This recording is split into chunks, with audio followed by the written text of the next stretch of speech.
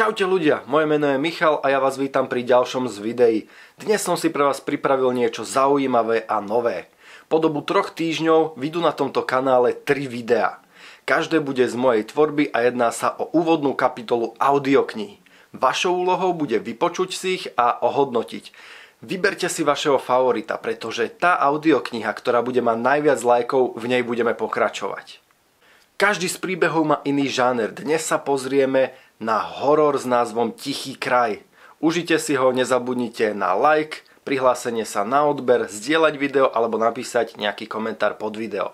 Ja vám ďakujem a vychutnajte si video. Ešte malý dotaz. Keďže sa jedná o audioknihu, obrázky tam veľký význam nemajú, sú tam len preto, aby tam nebola čierna obrazovka a najlepšie urobíte, ak si audioknihu pustíte k nejakej činnosti, upratovaní, práci, varení alebo len tak. To už je na vás. Užite si video.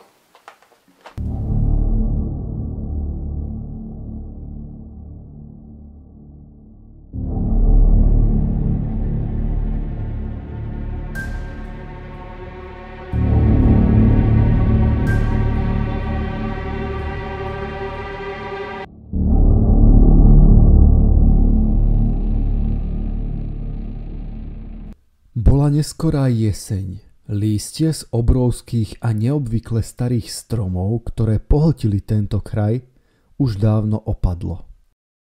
Tráva bola prvá, ktorá stratila svoju zelenú farbu plnú šťastia.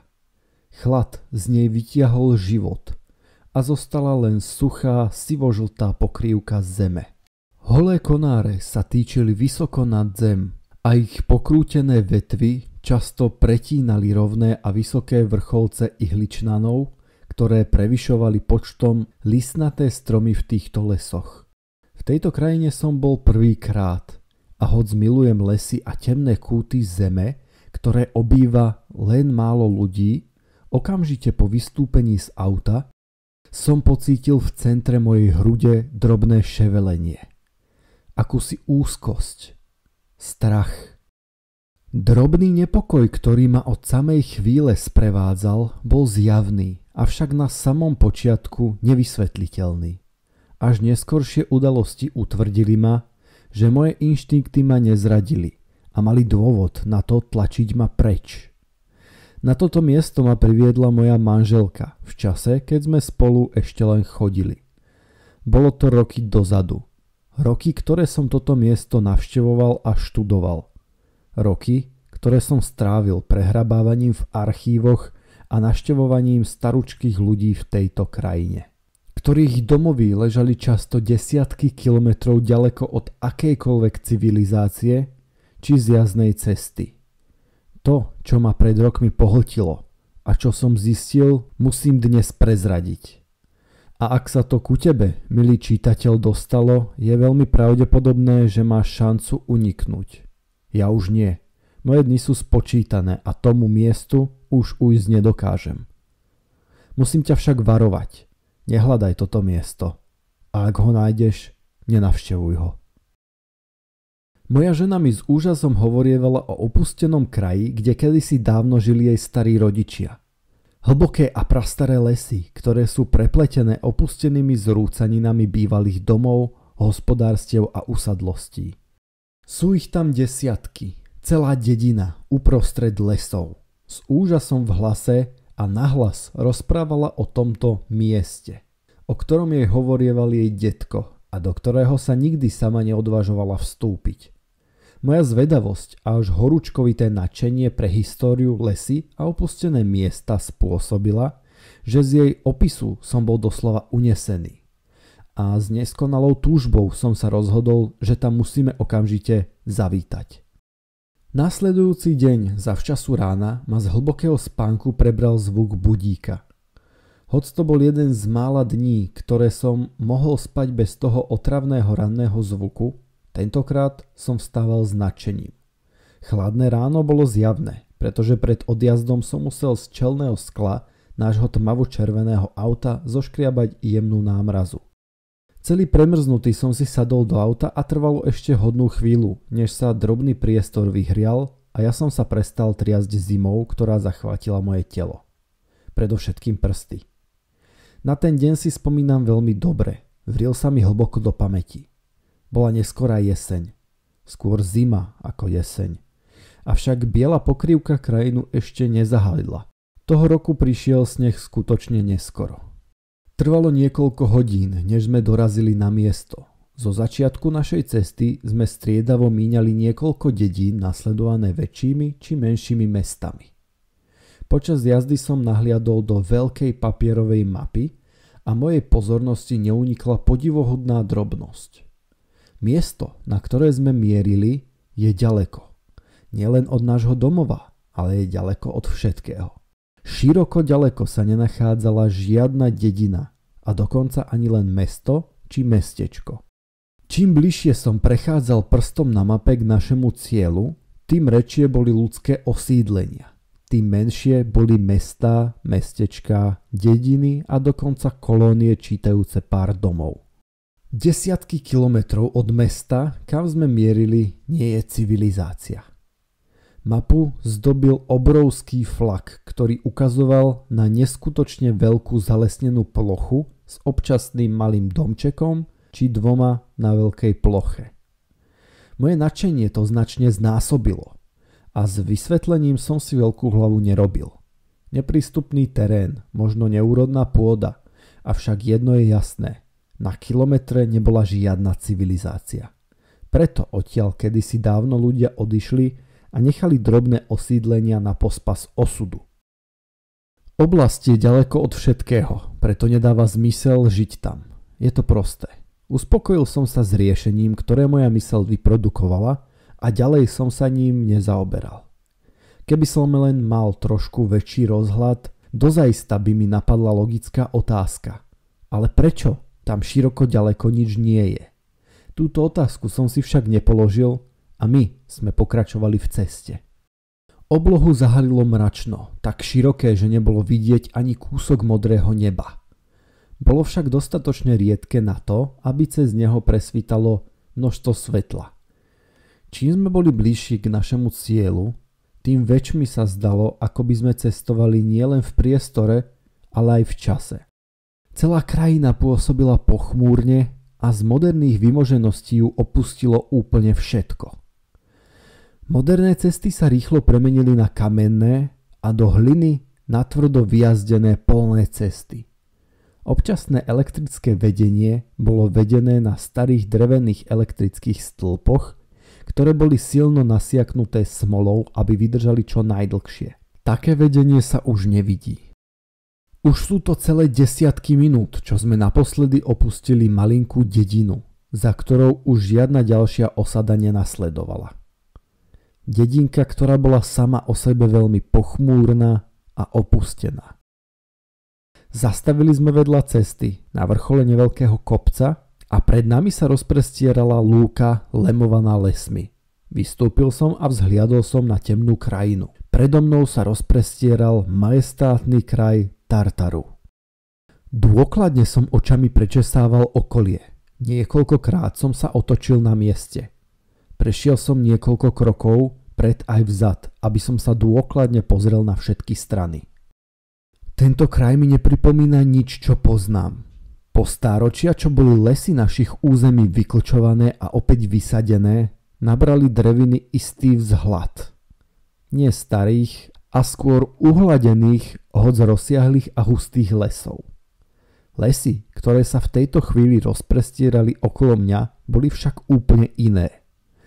Do výšky stúpali obrovské ihličnany, aj mohutné rozkonárené listnaté stromy, duby, buky, ba dokonca aj ovocné stromy. A plno podivných drevín, ktoré vidieť len zriedkavo. Husté konáre tvorili nepreniknuteľnú bariéru len pár metrov za hranicou lesa. Je bežné, že čím nižšie na kmeň stromu sa v lese pozriete, tým väčší je celý les. V týchto lesoch boli vrcholce na nerozoznanie od prízemných častí stromov. Konáre siahali nielen hore, ale aj dolu, kde boli doplnené hustým krovím a mladými stromčekmi. Okamžite som si všimol, že táto časť sveta musí byť pod nejakou ochranou. Snáď park? Prírodná rezervácia? Určite sa tu drevo neťaží, inak by tie mohutné stromy dávno padli za obeť hladným investorom. Vegetácia by bola určite rečia a prístupnejšia. Avšak okolo mňa boli len zelené a drevené steny, ktoré budovali lesy stovky rokov svojim pomalým rastom. Ale akáže rezervácia? Nie, nič také tu nie je. Každá rezervácia je široko ďaleko známa a populárna. Avšak ja ani nikto, koho som sa pýtal, o ničom ako Tartar nepočul. Malý neznámy kraj, ktorý upadol do zabudnutia. Nie je tu nič zaujímavé, žiadne chaty, hotely, ani len motorest či reštaurácia. Lyžiarske stredisko, skrátka nič, ani len malá dedinka. Otázky sa mi v hlave rozrastali a utíšil som ich jednoduchou odpoveďou. Žijeme v rozsiahlej a zalesnenej krajine. Je teda možné, že na tento kút zeme sa skrátka zabudlo, tak ako na mnohé. Jeden z dôvodov, prečo sme zastavili práve na tomto mieste, bol aj ten, že autom sa už skrátka ďalej pokračovať nedalo. Cesta, ak sa tomu ešte stále dalo tak hovoriť, sa nebezpečne zúžila a jej povrch bol nezvyčajne kamenistý a hrbolatý. Ďalej sme teda pokračovali po vlastných. Po niekoľkých minútach chôdze som si uvedomil, že cesta nám spod nôh úplne zmizla. Musel som sa zadívať skutočne dôkladne, aby som medzi stromami a na zemi spozoroval kedysi dávno vyjazdené kolaje. Zvyšky cesty už takmer úplne splynuli s okolitou prírodou. Jej povrch už nebol samý kameň, ale skôr tráva a mach, spomedzi ktoré vyrastali rastliny a mladé stromy. Všetko okolie však bolo pod pokrývkou lístia. Rozmanitosť a zaujímavosť danej krajiny ma ohromila. Očami som nestihal spočinúť na všetkých zaujímavostiach, ktoré sa mojim pohľadom naskytli. Jeden ohromne mohutný a starý strom striedal ešte starší a mohutnejší. Podivné skalné útvary a masívne kamene ležiace uprostred lesa ma opäť nútili premýšľať, ako sa sem len dostali. Niekedy sa relatívna rovina okolo ciest zmenila na hlboké a strašidelne strmé zrázy. Na niektorých ležali mŕtve stromy. Neviem, ako dlho sme lesom kráčali. Bol som natoľko fascinovaný úkazmi, ktoré mi daný kraj privodil, že som stratil pojem o čase. Keď som popri ceste asi 15 metrov hlboko v lese uvidel podozrivo pravidelne vyzerajúci útvar, zostavený z veľkých kameňov, pridal som do kroku a zamieril k danej pračudesnej stavbe. Okamžite som vedel, čo to je. Pozostatky stavby, ktorú kedysi dávno na tomto mieste vybudoval človek. Obvodové múry s kameňou tvorili neveľký kváder, o veľkosti asi 3x4 metre. Jeho stred bol mierne prehlbený. Steny tejto prastarej stavby boli vyukladané z hranatých kameňov, väčších po okrajoch a menších v strede. Na múroch sa podpísal zub času. Ich výška nesiahala vyššie ako pol metra. A z bývalého domčeku, pivničky či stodoly zostal už len základ siahajúci pár centimetrov nad zem. Celé okolie aj samotné zvyšky múrov boli pokryté hustou vrstvou lístia. To, že tu kedysi rozkvital ľudský život, pripomínali už len chabé múry. Všetko ostatné zjedla príroda a vytvorila tu les, na nerozoznanie rovnaký ako ten, ktorým sme do tohto momentu prechádzali. Vek, kedy boli múry zbudované, som si nedovolil odhadnúť, ale museli to byť stovky rokov, pretože v strede bývalej budovy vyrastal mohutný dub. Jeho vek som si smelo dovolil odhadnúť minimálne na 100 rokov. Siahol som na jeden z kameňov múra a predstavil som si, ako ho sem pred 200, možno 300 a aj viac rokmi ukladá gazda miestneho malého gazdovstva. Po dlhé storočia bol tento kameň nedotknutý múrom. Nečakal som, že by ma od prieskumu pozostatkov múriva mohlo niečo odtrhnúť. Avšak ako slnko na jasnom nebi, ako krv v modrom mori, sa ani to, čo ma zaujalo, nedalo prehliadnúť. Nedaleko múru som spozoroval pračudesný útvar. Mohutný kmeň prastarého stromu, Kmeň siahal len 2 metre nad zem. V tom bode sa musel veľmi dávno prelomiť. Na zemi nevidno už ani len spadnutý strom. Len malú vyvýšeninu, ktorá bola kedysi drevom toho stromu. Dnes je súčasťou pôdy.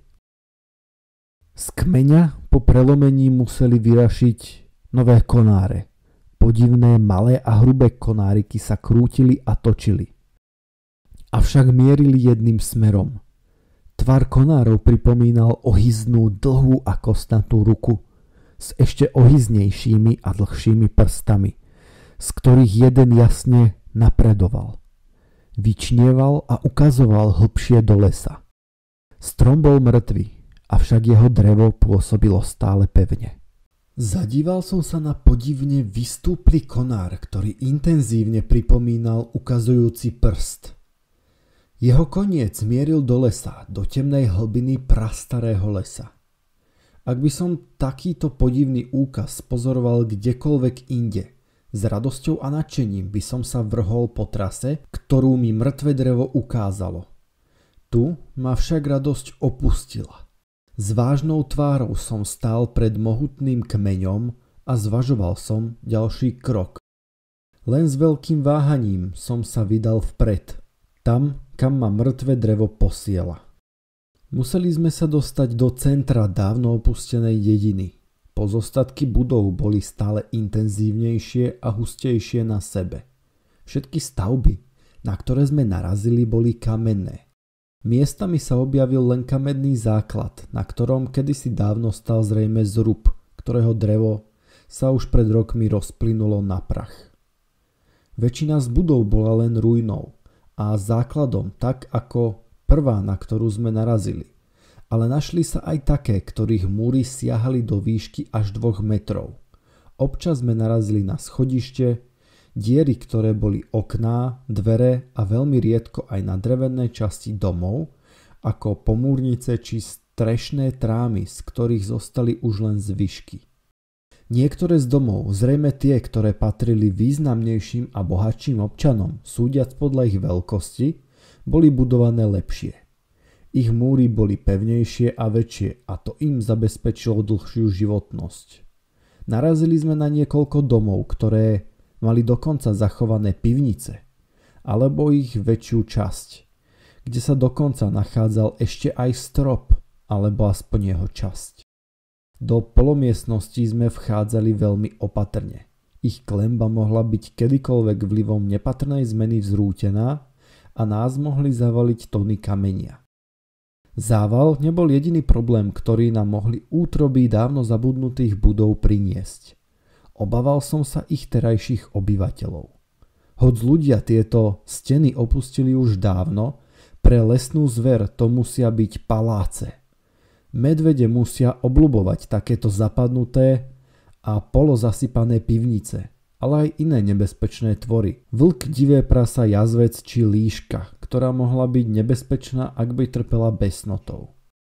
Povšimol som si, že jemný opar, ktorý od samotného rána prekryl oblohu a bránil úplnému prechodu slnečných lúčov, sa značne zintenzívnil. Zhustol a nadobudol tmavosivého sfarbenia. Prítmie, ktoré dopadlo na les, bolo z pohľadu veľmi nepríjemné. Možno prastarý pud, ktorý nás varoval pred príchodom noci a hrozil nám, ak si nenájdeme úkryt. Prastarý pud však nevie, že je sotva do obedie. Prechádzame medzi domami, pod nohami nám praskajú vetvičky a šuchoce jesenné lístie. Tam, kde dopadajú naše stopy, možno kedysi viedla kamenná cesta, po ktorej sa preháňali koče a kone. Snažil som sa predstaviť si toto miesto v čase jeho rozkvetu. Namiesto hliny by som stal uprostred kamennej cesty a všade okolo mňa by boli desiatky kamenných a drevených domov. Po ceste prechádza voz a ťahajú ho kone. Po ulici sa prechádzajú ľudia v oblečení, ktoré sa už dávno nenosí. Je slnečný deň a široko ďaleko nie je žiaden strom, len pastviny a polia. Susedia sa dali do rečí a do smiechu. Mladé dievča s konárikom v ruke a bosými nohami ženie kravičku domov z paše. a mladý junák za ňou dobiedza. Počuť zvieratá, ťahaný vôz, smiech a cítiť vôňu, ktorá sa valí z kuchyň. Vraciam sa do reality. Stojím uprostred temného lesa. Okolo mňa sú vysoké a husté stromy. Po pastvinách a poliach niet pamiatky. Je to les. Ruiny domov sa strácajú v stále intenzívnejšej prírode. Každý rok si zo zbytkov civilizácie ukroja väčší a väčší kus. A každý rok lístie a mach zakryjú viac a viac toho, čo zostalo. Všetci obyvatelia, ktorí tu žili, sú už mŕtvi. Ešte pár rokov a nebude tu už ani pamiatky po predošlej sláve a rozkvete ľudského života. Po lopotnej práci ľudí, ktorí to tu vybudovali, po krásnych, šťastných, ale aj smutných chvíľach, ktoré tu ľudia zažili, nezostane nič. Splynú s lesom. Temný vzhľad, prítmie a prichádzajúca hmla tomuto miestu dodávajú jeho úplnú pochmúrnu tvár. Čo sa stalo? Prečo toto miesto opustil život? Ako je vôbec možné, že sa celá dedina zdvihne a odíde? Nemohli všetci umrieť. Mohol to byť mor? Počul som o dedinách, ktoré boli opustené kvôli vojnám, ale určite nie tu. Počul som aj o iných dedinách, ktoré boli opustené z iných dôvodov. A poznám každé miesto či dedinu, ktorá chátra v širokom kraji. Ako je teda možné, že som o tomto mieste nikdy nepočul? Som prekvapený rozsiahlosťou kraja a dediny. Takto veľké objekty sú často stredom pozornosti mnohých nadšencov, avšak toto miesto od jeho opustenia upadlo v zabudnutie. Stále sa nestačím diviť tým, že aj v dnešnej dobe môže byť takéto fascinujúce miesto jednoducho ukryté pred svetom. Ak by sa o ňom vedelo dozajista, by to bola turistická atrakcia, alebo minimálne by bolo známe v kruhoch ľudí, ktorí radi preskúmavajú opustené a rozpadávajúce sa objekty a oblasti. Moje myšlienky boli prerušené. Môj zrak dopadol na zvláštny, neveľký strom. Uprostred domov, akoby na malom námestí, stál strom. Musela to byť čerešňa a veľmi stará. Nebola príliš vysoká, no bola poriadne hrubá. Na výšku nemala viac ako 6 metrov, avšak hrúbka kmeňu bola ohromná. Strom tvorili iba dva mohutné konáre. Jeden sa týčil do výšky, kde sa jemne rozkonároval, a druhý sa prudkým oblúkom vyrovnal do vodorovnej polohy a neobyčajne dlhým vzrastom pokračoval týmto smerom. Zakončenie tohto konáru bolo podivné. Pripomínalo ruku, zatnutú v päsť, s ukazovákom jemne skriveným, avšak jasne ukazujúcim vpred, ukazujúcim smer. Hoď to je už pekných pár desiatok minút, čo sme opustili prvý podivný strom, som si takmer istý, že tento strom ukazuje rovnaký smer ako ten predošlý. Vedel som, že sa musím vydať tým smerom a skutočne som chcel, no na moment ma zastavil strach. Jednoducho mojím telom prebehla vlna zimnice a trpké a silné udretie srdca. Rázny pocit strachu, ktorý ma prepadol z nenazdajky, som tíšil niekoľko chvíľ, než som opäť získal kontrolu nad svojim telom aj myslou. Zvedavosť zvíťazila. Premohla moje inštinkty, ktoré mi radili dobre. Hlúpa a naivná ľudská zvedavosť. Do čerta s ňou. Priblížili sme sa k stromu a vydali sme sa tam, kam nám drevený prst ukazoval. Lesom sme kráčali nekrátky čas a spozorovali sme mnoho vetiev a stromov, ktorých nehybné a mŕtve ruky ukazovali stále ten istý smer. Medzi stromami objavil sa akýsi tunel. Niekoľko metrov rovná nezarastená plocha, ktorá pripomínala cestičku, avšak nebola ňou. Na konci tejto cesty spozoroval som niečo veľké a podivne nesediace do tejto krajiny. Všade naokolo boli čisto prírodné farby a tvary. Dokonca aj predošlé domy, ktoré sa nám už stratili z dohľadu, dávno stratili čokoľvek, čo pripomínalo ľudský výtvor a splynuli s lesnou farbou. Objekt na konci cesty bol biely a červený a svetlo hnedý. Skrátka sem nesedel ani tvarom, ale predovšetkým farbou. Uvedomil som si, že v tomto lese sa stávam paranoidným. Otáčal som sa za každým zvukom. Našlapoval som zľahka a pomaly, ako by som sa snažil niečo neprebudiť. Naťahoval som uši ako zajac v poli, či nezapočujem niečo, čo nemám. Niečo, čo ma donúti utekať z tohto prekliatého lesa. Srdce mi neustále tlklo rýchlo a silno a môj dých bol prudší ako obvykle. Pociťoval som úzkosť v miestach, kde sa cítim najlepšie a v miestach, kam chodím odpočívať, v lesoch. Snažil som sa ho tíšiť, aby ma nerušil pri načúvaní desivých zvukov lesa. Dokonca aj v tej chvíli, vo chvíli, kedy by som sa s nadšením vrhol preskúmať danú neznámú vec na konci cesty, som váhal a prižmúrením oboch očí som sa z diaľky snažil zistiť, čo to je za pračudesnú vec.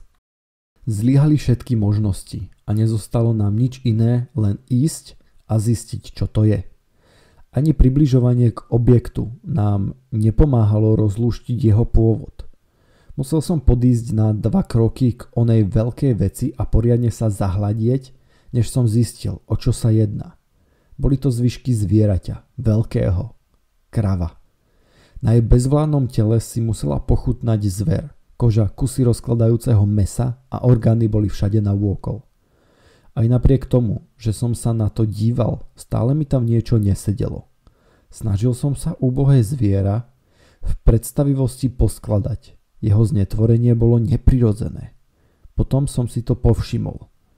To, čo som pokladal za hlavu kravy, bolo v skutočnosti tela, ktoré sa nešťastná krava pokúšala vytlačiť a zrejme skonala pri tomto pokuse.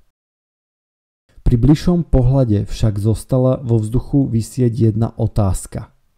Ľavá strana rebier matky aj mláďaťa chýbala. Vyzeralo to podivne a ešte podivnejšia bola šelma, ktorá je tak vyberavá, že žerie len ľavú stranu rebier zvieraťa. Na túto záhadu som odpoveď nezískal. Moja žena mala tiež dobrú otázku, a to takú, ktorá sa, ako ukázal čas, na podiv stala kľúčová. Ako sa sem tá krava dostala a prečo? Otázku som vyriešil prostým logickým konštatovaním, že kravy, chované na mäso, sú často navoľno pustené. Matka, ktorá pocítila, že sa chýli jej pôrod, mohla ujsť aj niekoľko kilometrov, aby našla dostatočný pokoj na jej pôrod, avšak ten nezvládla. Pozostatky sme nechali ležať tam, kde sme ich našli a vrátili sme sa na trasu. Hoď sme kráčali lesom bez chodníka, držať si správny smer bolo čím ďalej jednoduchšie. Stále častejšie sme narážali na stromy, ktorých pokrútené vetvy ukazovali na jeden smer. Les naokolo sa odrazu prudko zmenil. Zastal som a všimol som si, že moja žena to zaznamenala tiež. Netušil som, čo to je. A strach, ktorý ma zachvátil, naberal na obrátkach. Pretože môj mozog nevedel určiť, čo sa zmenilo, preto prudšie a prudšie kričal uteč. Musel som vynaložiť značné mentálne úsilie, aby som sa upokojil a mohol som tak naplno vnímať vnemy vychádzajúce z lesa. Nestalo sa vôbec nič a dokonca sa ani nič nezmenilo. Zjavný bol len jeden jediný rozdiel. Nastalo hrobové ticho. Odrazu nebol počuť vietor v korunách stromov, spev vtákov. Žiadne prirodzené zvuky okolia. Nastalo ticho, ktoré možno dosiahnuť len uprostred tmavej noci na samote zavretý v malej izbičke. Urobil som niekoľko krokov vpred.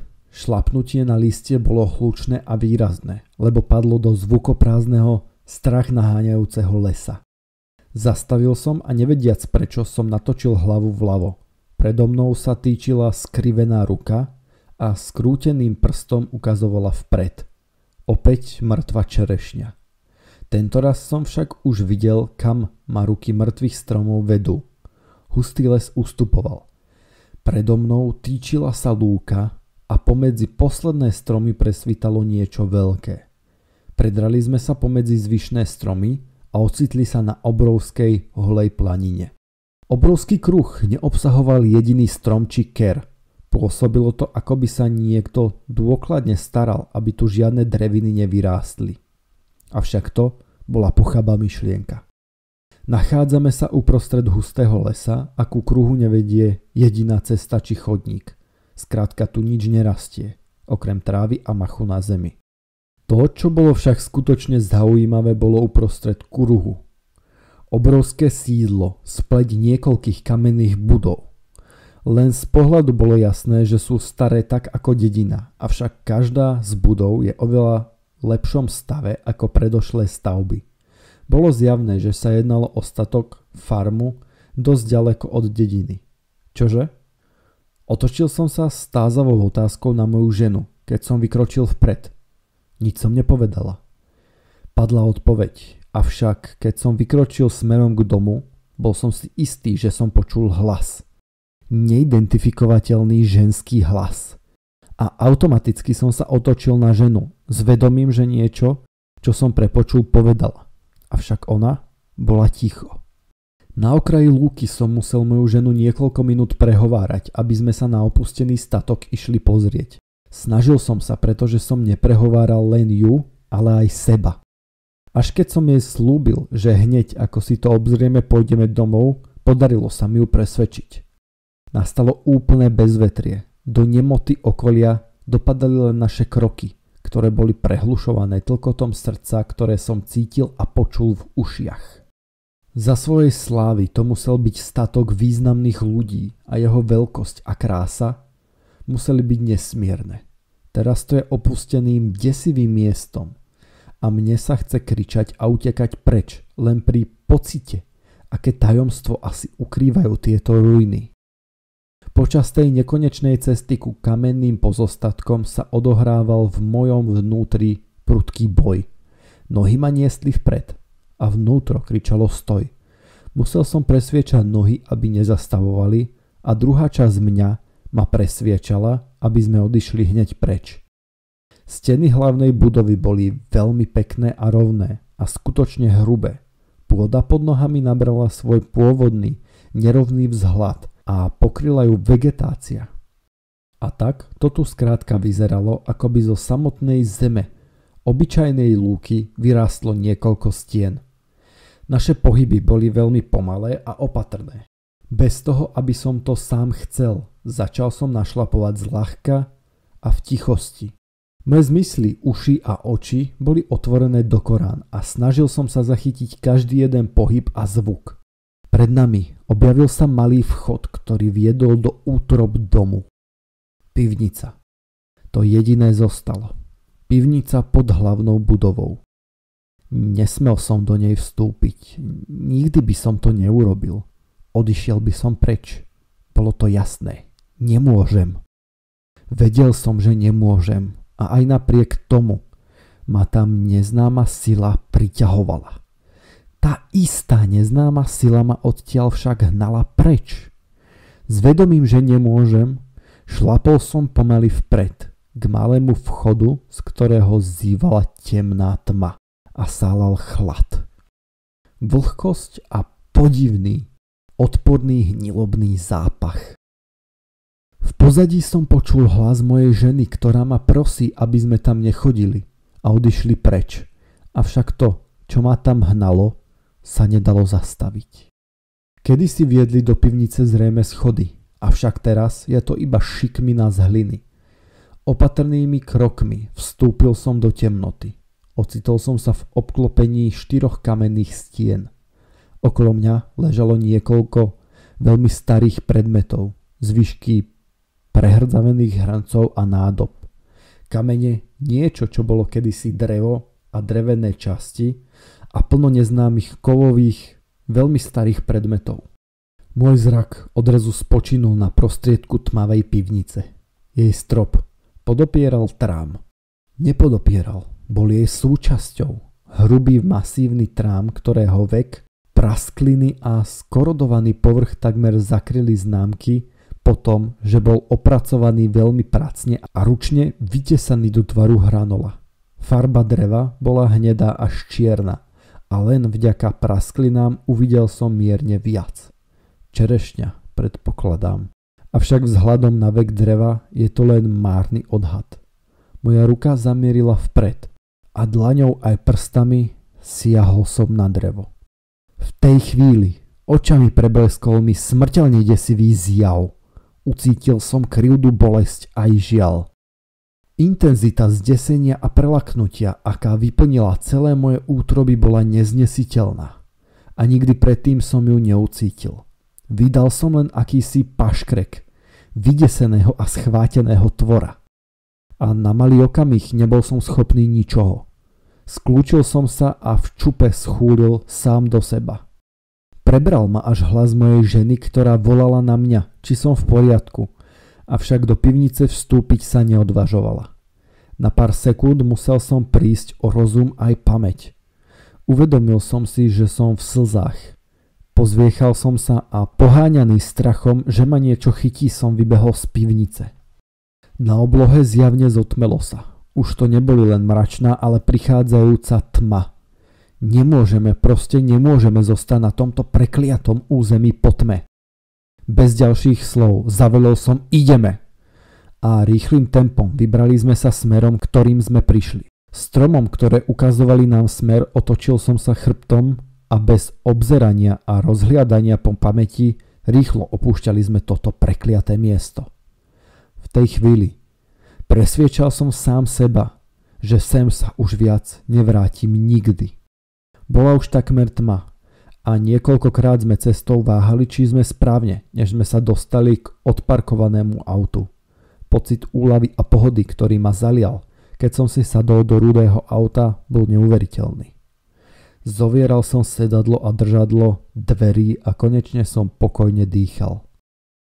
Môj zrak padol na výhľad a diaľku, z ktorej sme prišli.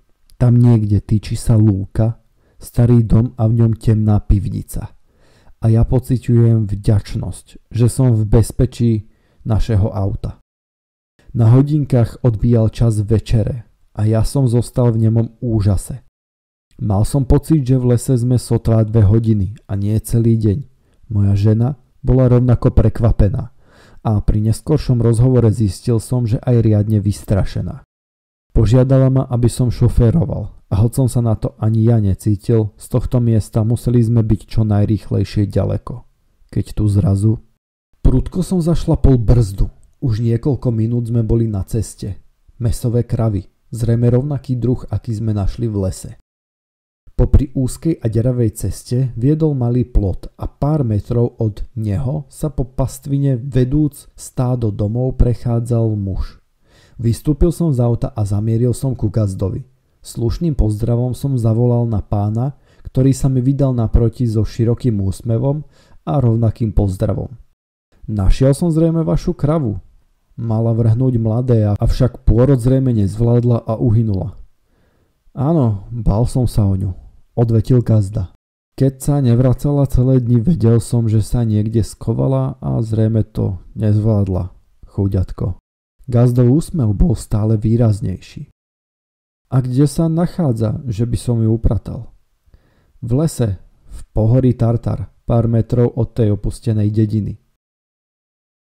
Gazdov úsmev v momente zmeravel. Oči aj zorničky sa mu stiahli a šťastná tvár na mňa už viac nehľadela. Stála predo mnou ustrašená ľudská bytosť. Pôjdete po ňu, gazda? Nie, odvetil pomerne prísne, avšak potichu. Jeho nie zopakoval ešte 3-krát, stále slabším a tichším hlasom. Gazda sa otočil a zamyslene sa vydal preč. Odrazu sa otočil späť ku mne a hovorí. Vy ste tam boli prvýkrát?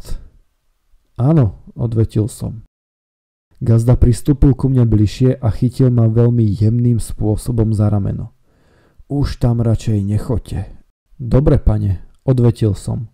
Hoď som vedel, že len vďaka tomuto čudnému okamihu a reakcii starého gazdu ma to miesto dokonale pohltilo a fascinovalo. A vedel som, že sa sem vrátim. A vrátim sa aj za ním.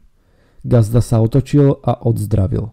Následne veľmi zmetene odišiel preč. Keby som mal trochu rozumu vo svojej hlave, poslúchol by som. Všimol by som si starcovo zdesenie. Počúval by som jeho chvejúci hlas, ktorý ma prosil, aby som tam už viac nešiel. A nebol by som zaslepený hlúpou a naivnou zvedavosťou neskúseného chlapčaťa, ktorým som vtedy bol. Nemohol som to nechať len tak.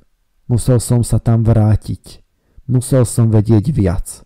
Musím navštíviť starého gazdu. On vie viac.